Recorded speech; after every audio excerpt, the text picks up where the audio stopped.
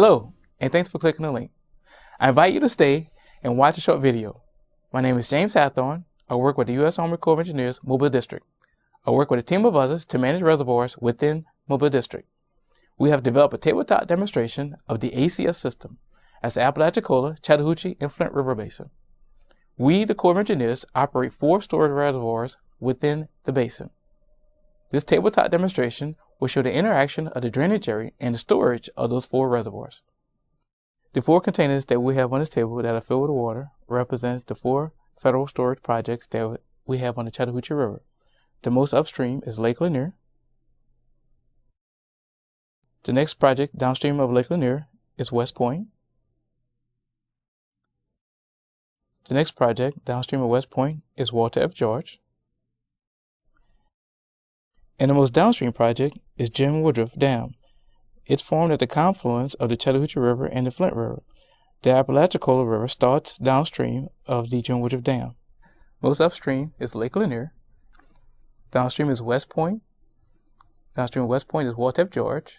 Lake Lanier contains about 65% of the total basin storage in the ACF basin, about 1 million acre-feet. West Point has about 300,000 acre-feet, and Walter F. George about 250,000 acre-feet. Now, if I pour the contents of both of these reservoirs into Lake Lanier, it only fills about halfway. I'm going to pour West Point into Lake Lanier. Remember, it has about 300,000 acre-feet.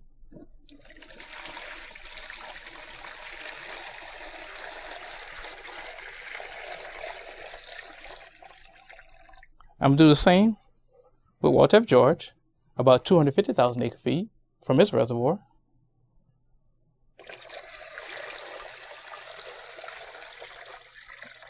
And as we stated, Lake Lanier is only filled about halfway.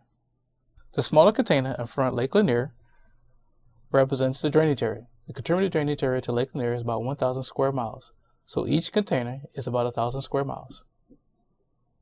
West Point, located downstream of the city of Atlanta, has 2,000 square miles of contributing drainage area. Therefore, we have 2 containers to represent its contributing drainage area. Walter F. George, located downstream of West Point Dam, has a contributing drainage area of 4,000 square miles. Therefore, we have 4 containers to represent its contributing drainage area. Jim Woodruff, our smallest dam located downstream of Walter F. George, has essentially no storage. It's considered a run-of-the-river project. However, it has 10,000 square miles of drainage area. Therefore, we have 10 containers to represent its contributing drainage area. Now, we're going to use this model to help the public better understand the operation of our reservoir for the Chattahoochee system. Now, these particular containers will represent the reservoirs themselves and the drainage area. We're going to simulate a uniform rainfall event across the entire ACF basin. I'm going to pour water into the smaller containers and then pour that water into the storage container. And what I want you to pay special attention to is the level of the water as it rises when I pour the water into the container itself. What I'm trying to do is demonstrate the physical limits that we have within the ACF basin. I pour water into this container, and it represents a uniform rainfall event. I'm going to pour the same amount of water into each one of these containers as I demonstrate how it impacts the lake level itself. Now you will notice that the level in Lake Lanier hardly moved. And once again, that's because of the very small drainage area of the project itself. It's a very large project, storage project. As a reminder, it contains 65% of the total storage in the ACF basin. However, there's only 1,000 square miles of drainage area that feeds this particular reservoir. All right, now we'll move down to West Point and do the same demonstration. We'll pour water to the smaller containers. We have 2 containers that represent approximately 2,000 square miles at West Point. The same concept. The 2 containers represent 2,000 square miles. And pay attention to the level of the water as we transfer it from the smaller container, which is the drainage area, to the storage. You'll notice that the level of the water rose much more significantly than it did Lake Lanier. 2 reasons why that happens: less storage and greater drainage area. Okay, moving down to Walter F. George, we'll do the same demonstration. We have 4,000 square miles that contribute to the watershed for Walter F. George. Once again, going to simulate a uniform rainfall event, and we'll pour the same amount of water into each one of the small containers. As a reminder, these containers represent 1,000 square miles.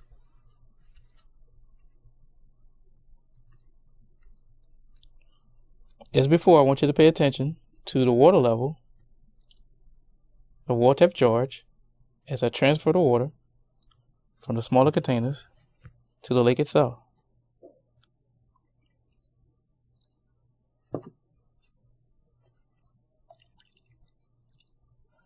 It's approximately 2,000 square miles. The third container, a total of 3,000 square miles. Fourth container, 4,000 square miles. Now you notice that there's a greater difference in the change of elevation at Waltep Gorge, as well as West Point, as well as Lake Lanier.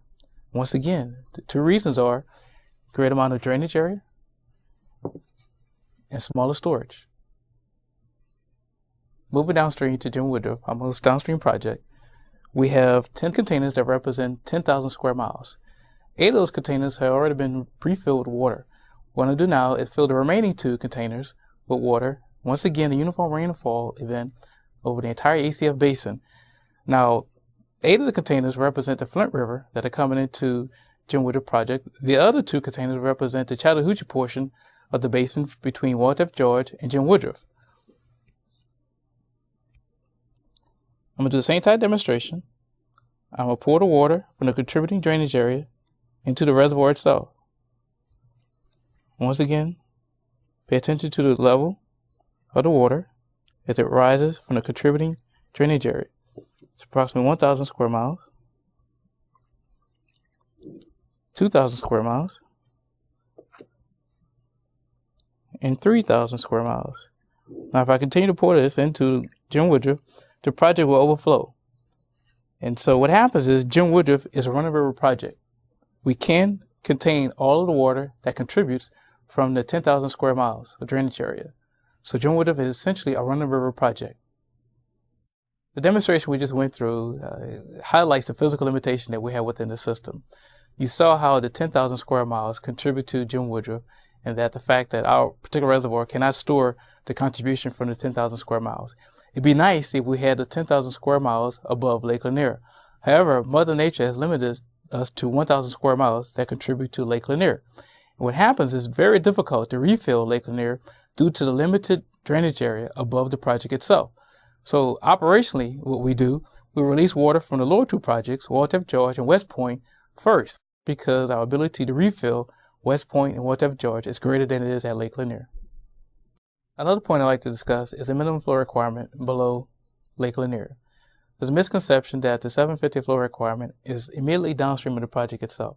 However, it's several miles downstream of the project at the confluence of the Peachtree Creek and the Chattahoochee River. Now, we have to release water to meet that minimum flow requirement, plus the Metro Atlanta water supply requirements. Now, there's several withdrawals that take place before the 750 minimum flow requirement is measured. So we release the City of Atlanta's water supply plus the minimum flow requirement.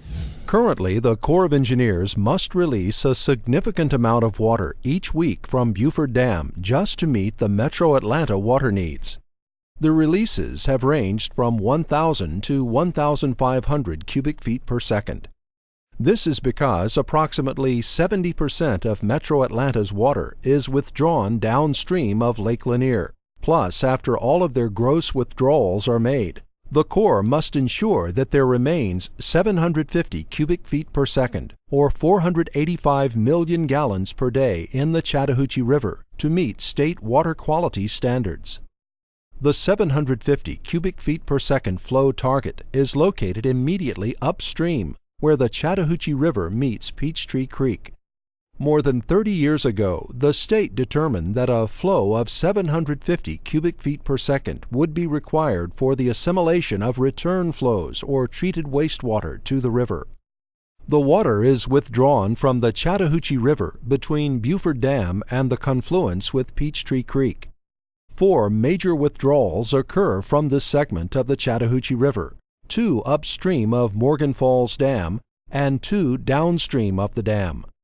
There are 3 major creeks that flow into the Chattahoochee River above the 750 flow target location: Suwannee Creek, Big Creek, and Soap Creek.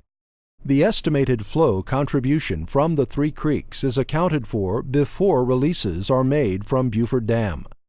The Corps works in partnership with the Atlanta Regional Commission and Georgia Power, the owner of the Morgan Falls Dam, to meet the 750 cubic feet per second flow target. Downstream of our 750 cubic feet per second flow target, Metro Atlanta treated wastewater is returned to the river.